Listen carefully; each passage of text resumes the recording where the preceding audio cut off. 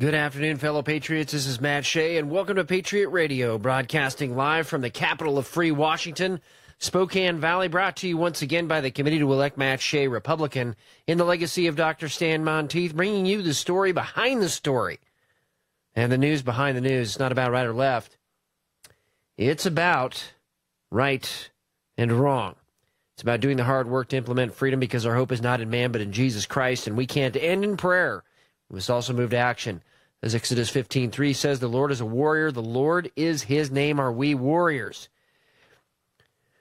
Are we willing to do what it takes to get the truth out so that justice can prevail? No matter what people think the cost might be, do we trust God enough to follow what the Lord is telling us to do so that justice can occur? It's a question we have to all answer at various points in our lives. It's a question that some people are actually even afraid to acknowledge. But as Christians, it's important that we do acknowledge it. It's important that we do say, Lord, what do you want me to do today? God, what do you have for me today? What is your priority? Not my priority. What is your priority today? And if the Lord tells you to stand up and reveal a truth, even though it might not be safe to do it, you might put your job in jeopardy, you might put your business in jeopardy, you might put your reputation, your career in jeopardy. We got to trust that the Lord knows what he's doing, and that he is sovereign, and that the truth is worth that.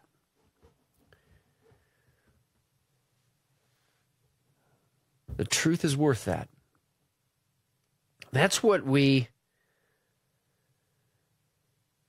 talk about in, behind closed doors, in state government, local government, even in the national government. When am I supposed to stand up? When is justice appropriate?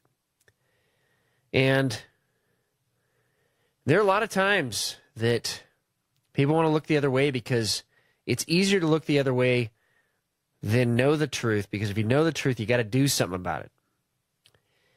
Evil depends on people looking the other way. It depends on people not doing the right thing. It exists because people refuse to shine their light. They cover it instead with a bushel basket.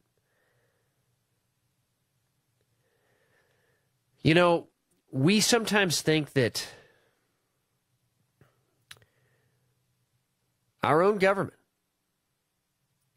is going to do the right thing. The people in that government are going to do the right thing. Government, remember, is a tool. The governing, the people that are in there, the bureaucrats, the elected officials, I think there's a lot of presumption that they're always going to do the right thing. And sometimes they don't. And we need to be unafraid to call them on it when they don't do the right thing. We just have to be unafraid. There shouldn't be fear in the Christian's life or vocabulary, because fear really is not trusting that God is sovereign. That's ultimately what it is. Now, that's not to say that, in battle you're not afraid, that, there aren't times in your life when you're scared, but it's what you do next that counts. Laying it before the Lord at the foot of the cross. And he wants that honesty. I believe he does. I will talk a little bit more today about some of the explosive information that I obtained late last week. And it's some of the unbelievable things that have been alleged inside the Bureau of Land Management. But first, I want to get to your daily intelligence briefing in the international front. because there's been so much happening. But first on the international front, the Iranian-backed Houthi militias in Yemen, these rebels launched a missile, a ballistic missile, that exploded near the Saudi Arabian royal palace. Now, the Saudis say they intercepted it. Regardless, that is an escalation of tensions as people see the Houthis as Iranian proxies. And the fact that it came that close to the royal palace, the Saudis have to do something, and they've announced that they're going to strike into Yemen again. Eventually, though, this looks like a confrontation between Saudi Arabia and Iran that is brewing. Now, remember, Hezbollah, which is kind of the A-team of terrorists, if you will, is in Lebanon. And there are Hamas-backed terrorists right on the border. But in league with Saudi Arabia, at least some Saudis in Saudi Arabia, right on Israel's doorstep. Now, I want to be very clear, because the new Saudi regime is very clearly going to a moderate stance. So it's going to be interesting to see how the Middle East aligns with this confrontation brewing.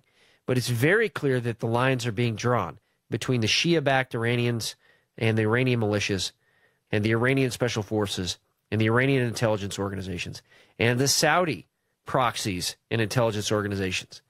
So more to come on this, but getting that close to the royal palace, you're seeing a very dramatic escalation of tensions over there in the Middle East. Also on the international front, North Korea. Multiple sources that I have inside places that know, I'll just leave it at that, are very, very concerned that there is going to be a North Korean nuclear test, potentially in the next couple of weeks before the new year. There have been military assets spun up in regards to this. But most interestingly, you have the Marines, both South Korean Marines and U.S. Marines, that have been doing a joint operation since December 4th, training for an attack on the Olympics, which are slated here very soon to be in Seoul, South Korea. I kind of wonder why there hasn't been a lot more about this, at least as far as discussion is concerned, about what exactly is being trained for. Now, I mean, The Sun has the story about half-naked South Korean and U.S. Marines holding snow drills to prepare for Winter Olympics attack. Well, I mean, that's a little bit sensationalist, because instead of answering, it raises actually more questions about, is this maybe in advance of some hostilities there in North Korea to preempt or to respond to a nuclear test, potentially atmospheric nuclear test by the North Koreans? So something we're going to be watching over the Christmas holidays into the new year, because it looks like, again, there is a massive escalation there in North Korea. And we still have 3 aircraft carrier groups there as of the last information I have. So there are other assets being spun up. Some of these assets indicate or confirm that the Pentagon, the Trump administration, believes that there may be a nuclear test in the offing. So keep your eye on that. And that brings us now to Venezuela. Now, there's been a lot said and not said about Venezuela, but it's interesting to me that the New York Times finally comes out. Now, the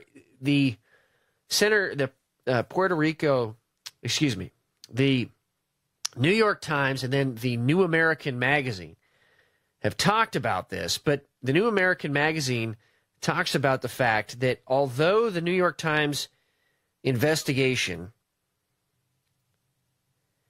across Venezuela, where they interviewed doctors at 21 hospitals in 17 states across the country, say that their emergency rooms are being overwhelmed by children suffering from malnutrition, and that the situation in Venezuela is taking a very dark turn. All the New York Times can say is that this came from economic mismanagement. This misfortune of the children, especially heading toward Christmas time, is just simple economic mismanagement. No admission of the reality that this was socialist policies that failed, that are now resulting in starving children in Venezuela that are overwhelming the emergency rooms there because of these failed socialist policies. No admission of it. No admission of the fact that this is in an oil-rich country and this should not have happened. But it should give you an idea of the media bias out there, at the very least. Which brings us to the next thing on the national front. The Trump administration has now officially come out and blamed North Korea for the WannaCry ransomware attack that crippled computers across the globe earlier this year. InfoWars actually has this story. And it says, quote, the hackers believed to be North Korea's Lazarus group utilized a leaked NSA zero-day exploit to enable the ransomware to rapidly spread and infect countless computers in more than 150 nations, end quote. So this is another example of the North Koreans doing hacking attacks. Remember, we brought up the fact that the power grid had been hacked to the extent the lights could have been turned on and off, okay? Now we have this admission, or at least I should say attribution to North Korea regarding this WannaCry cyber attack. Now, about 3 years ago, I predicted that ultimately the Department of Defense is going to have some sort of a defense mechanism set up in regards to cyber attacks, where they will try to centralize control over states even because of the economic and national security implications of this stuff. I suspect this is where this is going to head still, and this is going to be added into the reasoning for it. Now, interestingly enough, that may not be, and I don't believe is the best solution to centralize control as far as this is concerned. Decentralized fighting of these cyber attacks is actually better. Decentralization of these systems is easier and better because it makes it a harder target. So we'll keep our eyes on this, but just another example that everything that you put online probably isn't totally secure 100%. Nobody can make that claim. Also on the national front, Puerto Rico. Remember Puerto Rico? Remember the hurricane? So the Center for Investigative Journalism came out with a revised death toll. Now, the official death toll stood at 64, and everybody knew that just wasn't true. Now they have revised that to over 1,000 dead as a result of Hurricane Maria, compared to 2016 data. So they're attributing these deaths to the hurricane because of the fact these are additional deaths compared to what was last year. So this is, again, an estimate by their part, but far higher than 64. And again, people said this could not happen in the United States of America. Well, even more is being reported, this coming from the Miami Herald, that 200,000 Puerto Ricans fled to Florida as a result of Hurricane Maria. And it's still devastated. So this idea that a natural disaster that could be that catastrophic could not happen in the United States is patently false, proven false by what happened down in Puerto Rico, and reinforces, I believe, the reasons we should be prepared here at home. That it can happen. You can have power out for a couple months. You can have massive and widespread water contamination, you can have massive and widespread phone outages. So, again, 1,000 dead, 200,000 to Florida, pretty significant. Not hearing a lot about it, but we'll give the credit where credit is due to the Miami Herald and to the Center for Investigative Journalism. All right. Also on the national front, and kind of in an interest, this is fascinating. This kind of stuff's fascinating to me. I've heard about it for years, but the Pentagon has admitted a program started and funded at the behest of Harry Reid to investigate UFOs. Now, I'm going to say up front that I believe the real reason that's given for this was they were investigating whether or not foreign powers had acquired propulsion systems that we were not familiar with. Specifically, this stems from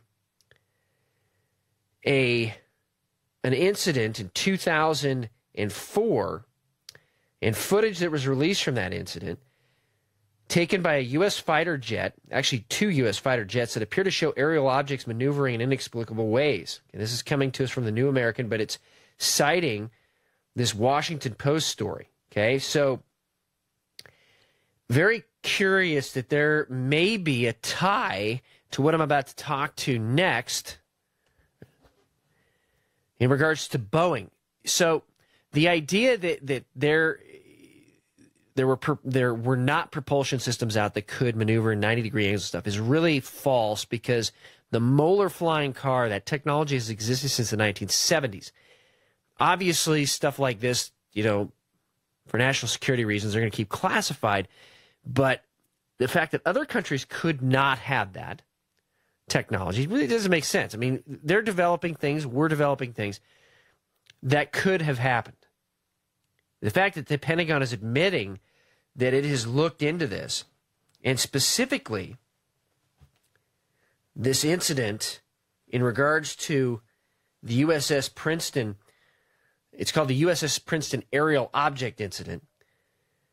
And the fact that there were objects, nobody disputes it. They were acting in ways that they believed were not possible at the time.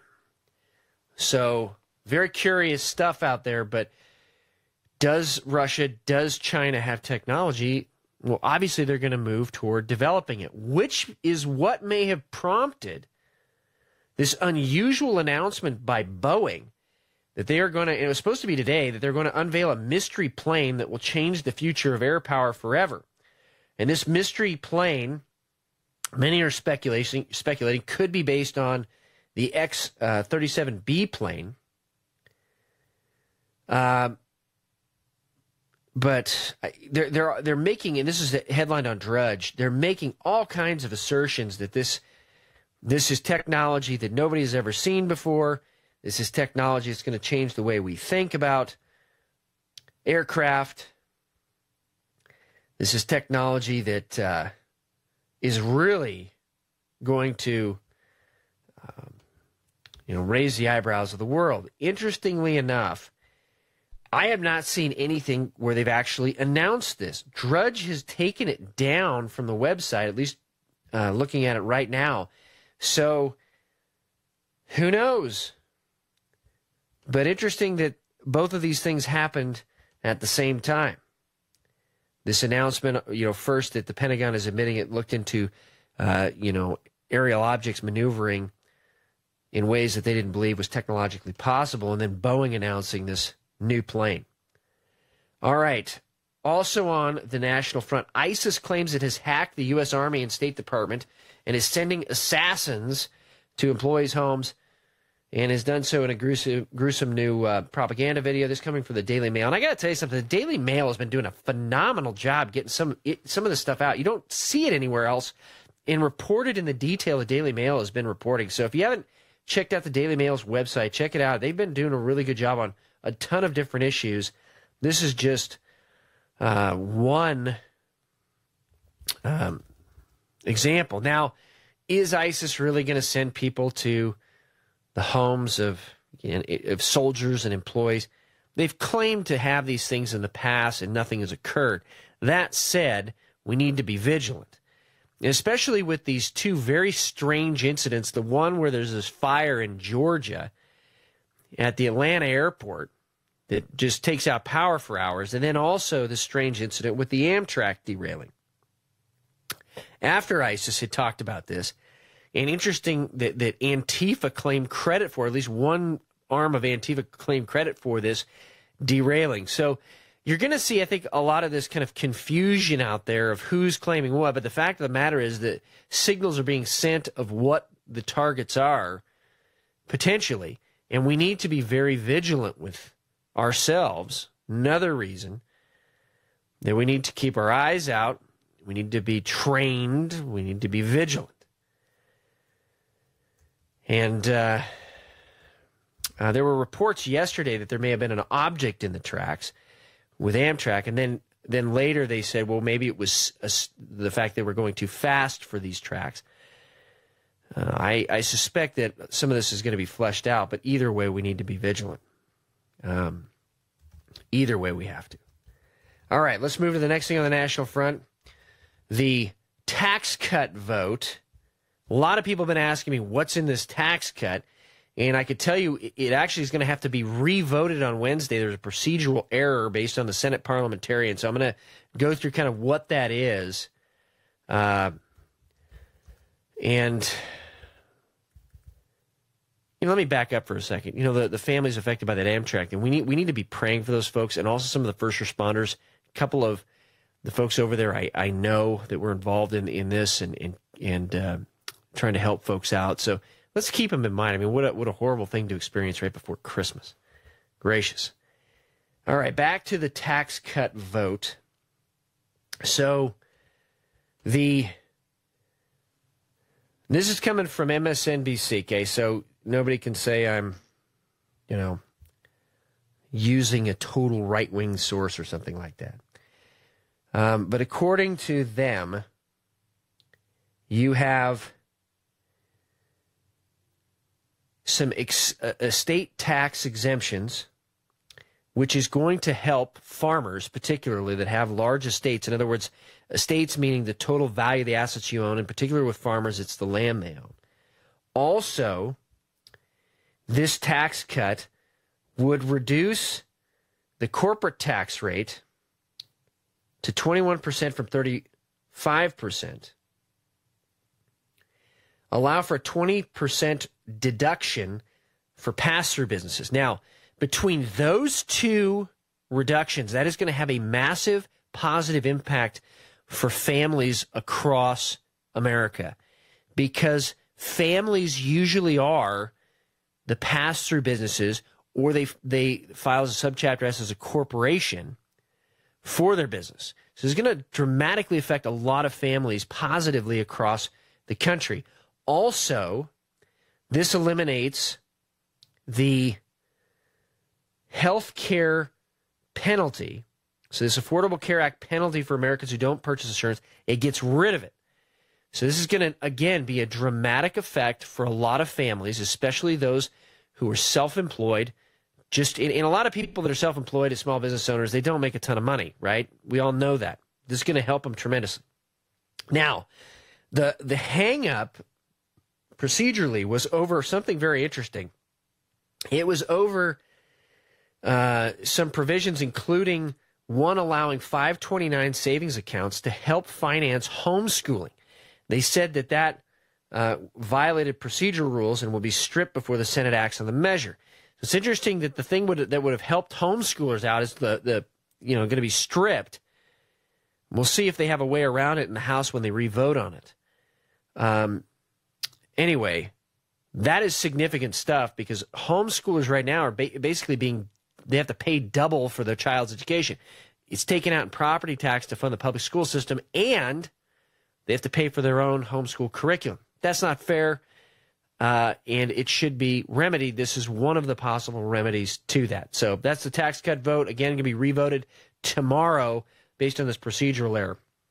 Moving to the regional front, many of you heard last Thursday when we broke the national news story on the memorandum, communication specifically from Larry C. Wooten, Special Agent, to Andrew D. Goldsmith, Assistant Deputy Attorney General, in regards to the Bundy case down there. And a lot of people don't know what happened down there, but essentially the federal government tried to say that Bundy owed a ton of back grazing fees down there.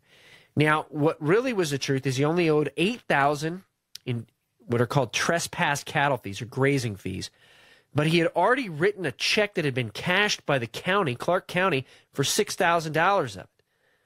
Okay, all the rest of it was kind of trumped up administrative fees and stuff. The core of this was that the grazing fees, 6,000 of them, were paid, and 8,000 was actually what they claimed was owed. This come out in court documents. Now, as a result of these so-called back grazing fees, or the grazing fees that the federal government felt that were not paid by Clive and Bundy, but actually had been paid to the county, they decided to do a cattle roundup of all of Clive and Bundy's cows to settle this supposed debt pursuant to a court order. Now, they were just supposed to round them up and then sell them at auction. Okay? What ended up happening is they came in there with literally a militaristic presence. And instead of rounding up some of the cattle, they killed some of the cattle, put them in a mass grave, shot a couple of Clive and Bundy's bulls, which the bulls are what continue the herd. And a lot of questions were raised, tased some older ladies, rubbed their faces in the dirt, and said they needed to be contained to a First Amendment zone because they were protesting this action. And by the way, that happened in a right-of-way. Okay, many people question that whole thing. The Bundys get arrested later, and they're tried. Essentially, the government's trying to portray them as domestic terrorists, even though they were lawfully protesting in right-of-ways. Many people flocked down to the Bundy Ranch to come to their defense. Larry Wooten, who is a special agent and was the lead investigator for the Bundy case, wrote a scathing indictment of the special agent in charge, Dan Love, who was the guy who was in charge on the ground down there while this cattle roundup was being attempted. And in this, Special Agent Wooten admitted that there was an arrest wall that had Clive and Bundy and Eric Parker's picture up. Eric Parker was down there as well, with two big red X's through it. And then, in the most just alarming part of this, alleges, quote, "Time after time I was told of BLM Special Agent in Charge Love's conduct. I was told by BLM law enforcement supervisors that he had a kill book as a trophy, and in essence bragged about getting 3 individuals in Utah to commit suicide, one of whom was Dr. Red, by the way." This is in parentheses. And these are separate incidents, end quote. Okay, so there's also allegations of sexual misconduct in here, that Special Agent in Charge Love had sent pictures of his girlfriend's genitalia and also his own excrement, horrible stuff, to some fellow employees, that there was intentionally a pattern to withhold exculpatory evidence, or evidence that tends to prove the defense's case in this case, the Bundys. And also the confirmation that snipers were indeed down there. Now, snipers and some of the other things that Special Agent Wooten say in this correspondence raise a lot of questions as to, it looks like the government intentionally, at least the BLM law enforcement arm, intentionally tried to make this a confrontation. And so, at the very least, I think that this warrants a congressional investigation, an investigation by Secretary Zinke and the Trump administration. But also,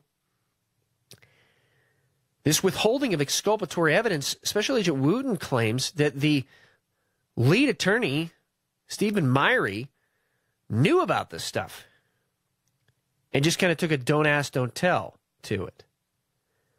So that raises the question of, does there need to be an investigation of some of the prosecutors involved in here? And again, at the very least, it looks like this case may be dismissed tomorrow, Wednesday, because the judge apparently has a hold of these materials. Well, also on Saturday, I broke a national story as well on another memorandum that was notes from Wooten's calendar in preparation for a conference call with prosecutors on October 14th, 2016.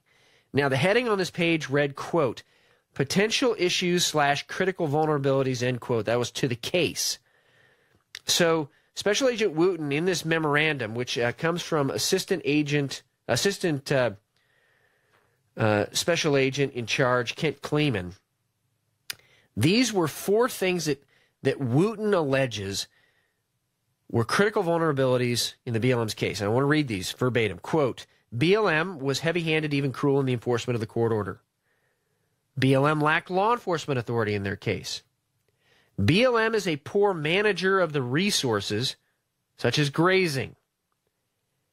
Dan Love had a personal agenda and is immoral, and then in parentheses, jury appeal, in parentheses, end quote. So you get a lot of stuff here. Now, Washington State, a lot of people don't know, has 435,000 acres of BLM-managed land here.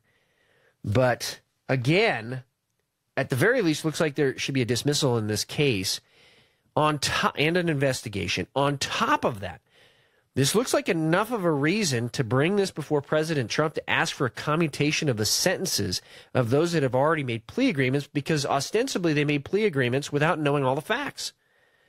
So we're going to keep our eyes on this and break information as it comes out. But remember, tomorrow, the judge is coming back, and they're going to bring this trial up again, and we'll see if there is a dismissal tomorrow.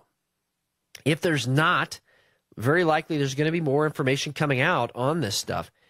And just kind of a stunning indictment, the Bureau of Land Management. But it also gives us a lens behind the scenes that when there isn't openness and transparency and accountability, that people can run amok inside these government agencies. On the local front, lastly, county commissioners voted to increase property taxes and also voted on a budget that leaves a $4.5 million hole coming up for the next budget cycle. Commissioner Josh Kearns voting no on the property tax increases and no on the budget for those reasons. And kudos goes out to him. But it just goes to show that we have to be keeping our eyes on all levels of government so that we can make sure we remain free.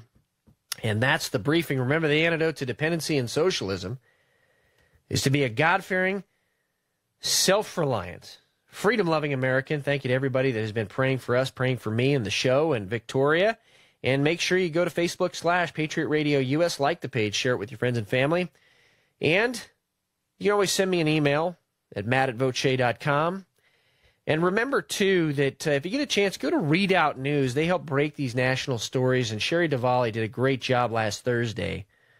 I think we just forget that sometimes, there are good reporters out there, and Sherry Duvally is one of them. So with that, it's my honor to introduce my guest for today on Patriot Radio, Ken Bitgood of the Digital Bible Society. And Ken, really appreciate you coming on today, and hope you're gearing up here for Christmas holiday. Well, Matt, it's an honor to speak with you, and it really is. It's good to hear you and to talk with you. Appreciate your leadership, not only in Washington, but for our country, for your service. It's great to be with you. Well, I really appreciate that, Ken. Well, thank you, too, for everything you're doing. I really, if you could, just kind of set the ground for the listeners. What is the Digital Bible Society? How did it come about? And if you could take a little bit of time, let the listeners know a little bit about how this is impacting spreading the gospel of Jesus Christ. Well, thank you, Matt. So we started in 2001. We're a Texas-based 501c3 ministry that really kind of felt responding to a cry that was coming out of China. And that cry was the need for resources, Bibles, books, anything that could be used to help plant churches, to strengthen disciples, to make disciples, even to bring the gospel to that country. We started in response to a missionary who had come out of China, had been there for 20 years, planting churches in a highly persecuted environment. And he came to Houston, where we're based, and was wanting to gather anything that he could. He stayed in a friend's missionary home here in Texas, and wanted to start scanning books off the pastor's bookshelf. He started to scan Matthew Henry's commentary because of our relationship with Pastor Hong Sit and Amy. They go way back in the Chinese house church. He asked us to help, and when I heard what he was trying to do, I said, well, why would he do that? Why would he scan English books to take back to China?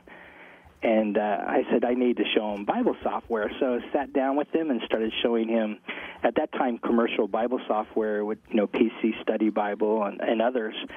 And this gentleman, his name's John, he just begins weeping uncontrollably at the amount of resources that were so abundant here in the West, whereas, church planting for 20 years, they didn't even have Bibles to give people. And so he immediately wants to take the software and make illegal copies and go back to China and begin to hand it out, and put us in kind of a quandary, a moral dilemma. What do we do? Do we just encourage, what we would consider illegal, what the Chinese would put you in jail for, copying of resources and taking them back and handing them out? I said, why would you hand out resources in English? Wouldn't it be better if there was resources, Bibles and so forth, in Chinese? He said, well, yes, it would be, but right now we have nothing, and anything is better than nothing. Let me just copy your software. And so we responded to this dilemma by saying, well, that's not legal. Is it legal? And so we just responded by praying. Let's just pray that God will use us. I'm a programmer. I know programmers.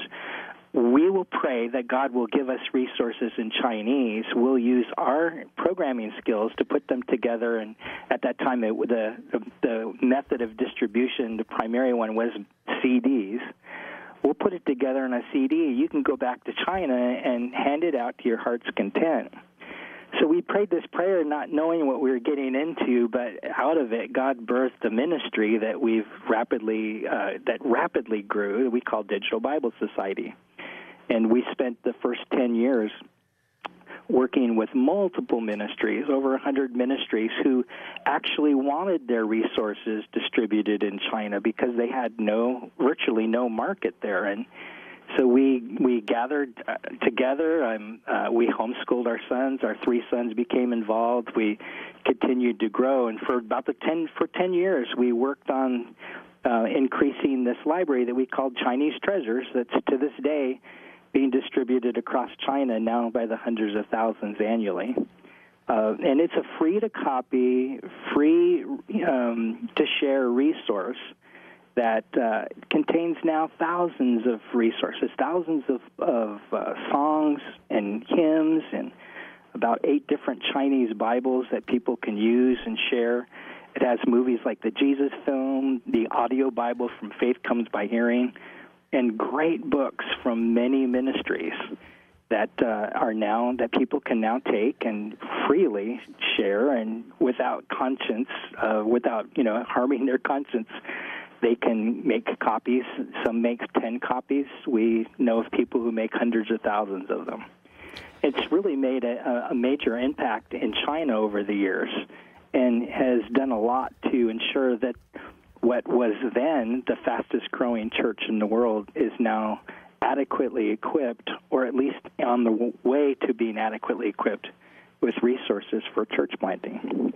So this includes everything. I mean, you get commentaries, just different translations of Scripture, expository type materials as well. That's correct. That's for our Chinese library, and And in 2010, we were meeting with some very major ministries, Open Doors, Brother Andrew's Ministry, Voice of the Martyrs, Bible Leagues, and we presented what we had done in China, and we were dreaming of someday doing the same thing for the Arabic world. And so at that point, we began to get some significant and helpful support from major ministries to go from being all volunteer to where we're actually able to pay programmers full-time to start working on additional libraries. And we've been working ever since. We now have about 22 of these that are going into places like, places that you are quite familiar with, places like Iraq and Iran and Bosnia, places like India and Bangladesh and other places like Myanmar, where the gospel of Christ is radically persecuted. It is now possible for people to carry with them resources, not so much now on CDs, but on micro SD chips or thumb drives or hard drives. It's now possible for every missionary to secure resources and to go into these places and freely give them and copy them. Well, let's talk about one of the practical things. You know, my wife is from Ukraine. Bibles were smuggled into Ukraine. She was there, under the former Soviet Union. Very difficult to smuggle a gigantic, Bible, or even the kind of smaller miniaturized Bibles. Very difficult to smuggle those in, get them into country. But when you have an SD card that is as big as the tip of your finger, I mean, that just makes the distribution so much easier and actually so much safer in countries that are averse to spreading the gospel of Jesus Christ. It's true, and there is a major shift now from the paper Bibles to distributing digital Bibles, primarily because cell phones, tablets have multiplied across the world. There's now more smartphones on planet Earth than there are people. And you go to some of the poorest places of the world, and the Southeast Asia or Africa, and people there, they have a device that they can use to access the Scripture.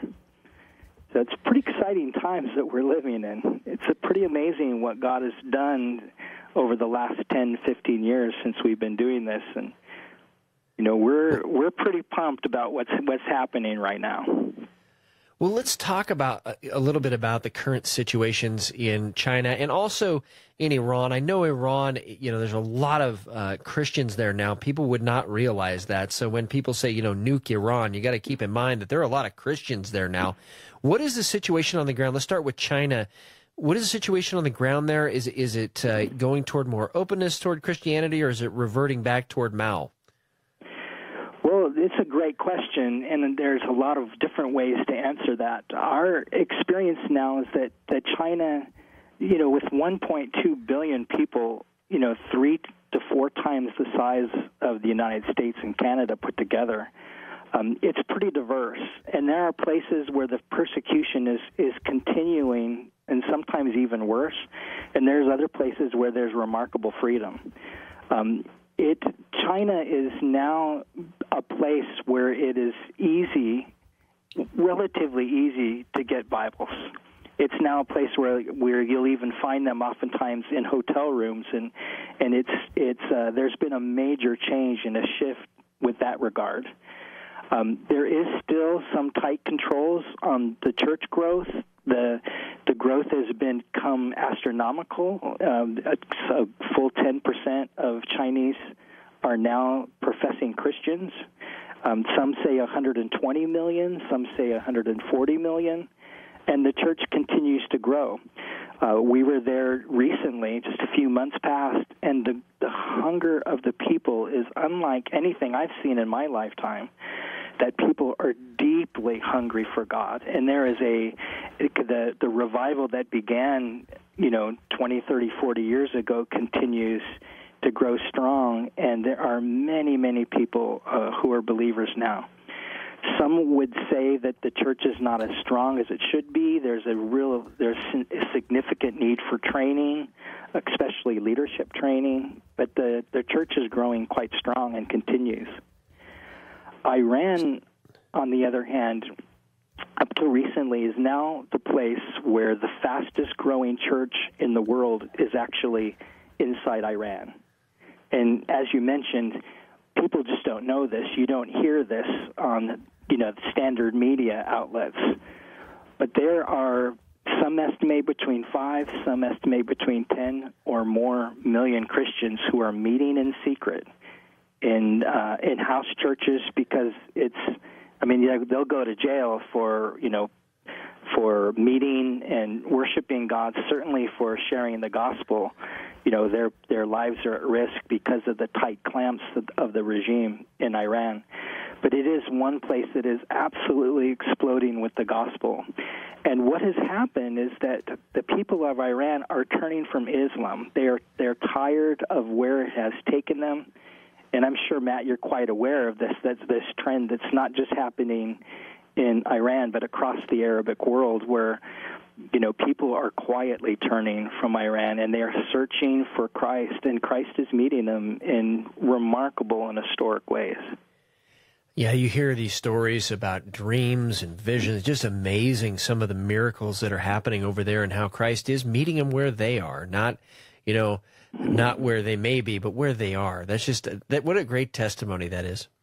It is, and it's an exciting place to be. We were just recently in Cairo, and the hunger of the church there, the explosive nature of Christianity, it is really phenomenal. It's my wife and I's favorite place to be right now, because so many people are coming to Christ, and there's a great awakening that's happening there.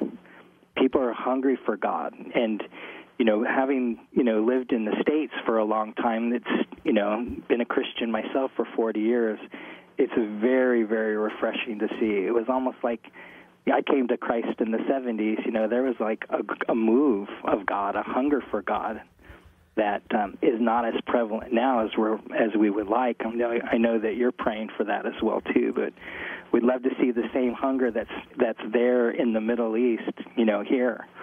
And I know your listeners have probably heard that, but these are when they think of the Arabic world, they need to recognize that it is ripe for the harvest. The fields are white, and it's an exciting time. And they need resources. They're desperate. If you give them Bibles, if you give them gospel films on micro SD, they will eat it up. They will listen to it because they're hungry and they're searching. The Syrian refugee crisis is something that we'll continue to hear about, but it presents for us one of the greatest opportunities of our lifetime to reach out with the gospel.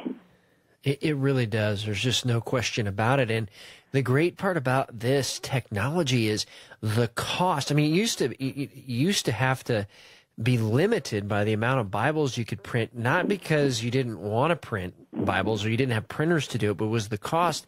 With this, with SD cards, just a gigabyte SD card being, maybe $1, $2 when you buy them in bulk, you can spread the gospel of Jesus Christ so cost effectively to so many more places than you would in the past. It's true, and great organizations, like just talking today with Wycliffe and some of the Bible societies. We have a great partnership with Faith Comes by Hearing and the Jesus Film. And they're creating resources by the thousands. There's now 1,500 languages that the Jesus Film is available in, and that great organization is doing everything they can to ensure that they remain free and are available for download, so that when you or your listeners are traveling or they meet someone, they need to know that they can access now scriptures. Scripture films in 1,500 languages, that they can access scriptures from our website in over 850 languages and download them for free. They can get audio Bibles in 1,100 languages from groups like Faith Comes by Hearing. And there is something that is underway now that we will see in our lifetime, that the gospel of the kingdom preached, some versions say published, in all the world as a testimony to all nations. Jesus says this right out of Matthew 24 in his Olivet Discourse when he's talking about the end of days. He gives us this sign that the gospel of the kingdom will be preached. It will be available in all the world, in all the languages of the world as a witness to all nations, and then the end will come. And there is a multiplication that is happening right now of biblical content into the languages of the world that is really, really exciting.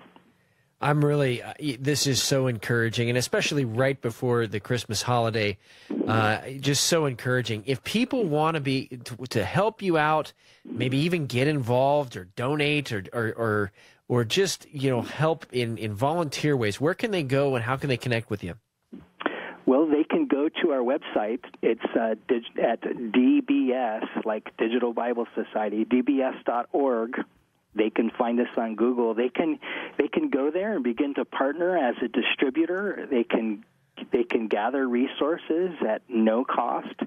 They can begin the process of sharing those with their neighbors or on missions trips or abroad. We're so grateful for financial partners who will stand with us.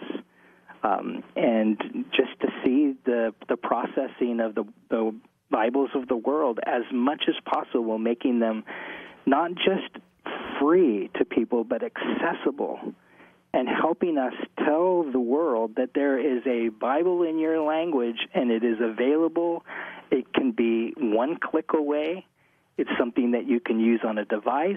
It's something that if need be, you can get printed. We're now put Bibles in print in over 500 languages, and we put them for the cost of publishing right on Amazon.com. We've been doing this for the last 4 or 5 months now so that people around the world on Amazon can buy Bibles that have never been published. There has not been a way to financially make Scripture available in so many languages because of the cost of printing. And in some of these languages, there's only 10 or 15,000 people. But now, because a Bible translator gave their lives to ensure that the Bible would be accurately translated in their language, and because they're willing to share it with us, we put it on Amazon for the cost of printing. So their Bibles can be printed, they can be downloaded, they can be shared. And we believe that God is preparing us using these times. When I say us, I'm talking about multiple ministries in the Bible distribution world, that he's getting the world ready for the greatest distribution of biblical content in history. And it seems like that is going to be happening over the next 5 to 10 years as many organizations are working together to ensure that the gospel of the kingdom is published in every language. So we would love for your partners to contact us and to become involved. We're going to be hiring some more programmers as we can afford that. And, we have a really bright and exciting future in terms of world missions because of the availability now of God's Word. So one of the great parts of your website is the InScript technology that's on there, being able to compare Bibles side by side. You can pick your country, and in the United States, you have even some of the Native American languages. It's just phenomenal. If you could briefly tell the listeners about where they can go to access that as well. Well, one of the products that we make is, as you mentioned, is InScript. It's at inscript.org, or they can get to it directly from dbs.org, our website. And it does put side by side over 1,000 Bible versions so that people can use them for reading, for learning a new language, for sharing the gospel story with someone who might not speak their language. That particular product is built into our library so that it's available in an offline sense. Yeah, one of the challenges that we have in ensuring that the world has the Word of God is remembering that 70% of the world cannot afford Internet access. 70+% of the world are living on what we would, equivalent of less than $10 a day. And so they can't stream off the internet necessarily. They couldn't even download an audio Bible. But if you were to give them these resources on a thumb drive or, as you mentioned, a micro SD, it suddenly becomes a reality to them that they could have the same benefit that you and I and your listeners have of just such easy access to the Scriptures. What we continue to discover is that people in minority languages, they know that there's a Bible that exists in their language, but they have no idea how to get it. And this is really the state of affairs in almost the entire world. They just can't get access to their Scriptures. They have no knowledge of it.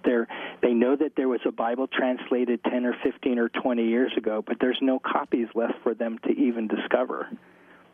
So they can. That is changing. That's changing now. But they can access it with what you're doing. And we're out of time. And I thank you so much. May God bless your ministry. And Ken, I'd love to have you back on again, so you can give us an update of some of the new projects that you're working on. But please keep up the great work and for the kingdom of Jesus Christ. And blessings to you. Merry Christmas. And tell everybody there Merry Christmas as well from all of us up here in Eastern Washington. Matt, thank you so much for your work and your leadership. Thank you for the example that for standing on the front lines in so many different ways. It's a blessing. The honor is ours. We'll stay in touch. Amen. Well, God bless you. Ken Bitgood, Digital Bible Society, dbs.org. You can also go to inscript.org. That's script with a T on the end of it, inscript.org. Great products, a great way to spread the gospel of Jesus Christ for your church, your ministry, especially during this holiday season. May God bless all of you, and may He make this generation the greatest one.